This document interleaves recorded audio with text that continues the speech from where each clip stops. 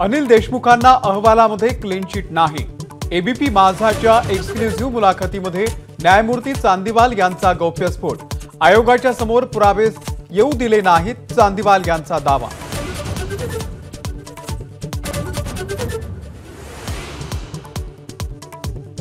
बार मालकांकडून आलेल्या 40 लाखांचा वाझेकडून उल्लेख, पण पुराव्याच्या अभावी रेकॉर्डवरती घेण्यात अडचण। परमबीर सिंगही पुरावे देऊ शकले नाहीत, आयोगाचा दावा।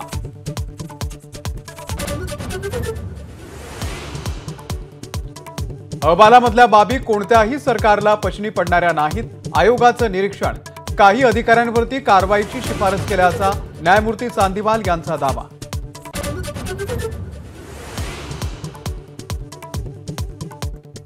निवडणूक डोळ्यासमोर ठेवून अशा मुलाखती समोर येतात। सलील देशमुख यांची न्यायमूर्ती चांदीवाल यांच्या मुलाखतीवरती प्रतिक्रिया। मला चौकशीला बोलावलं असतं तर मी गेलो असतो, असाही दावा।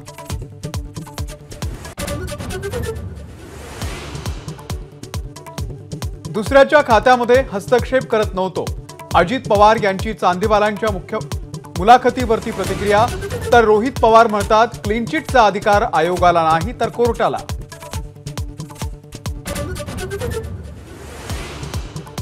घर पाडणं ही कोणत्याच गुन्ह्याची शिक्षा होऊ शकत नाही। बुलडोजर कारवाईवरती सुप्रीम कोर्टानं खडसावलं। घर सपना है जो कभी ना टूटे, कवी प्रदीप यांच्या कवितेचा दाखला।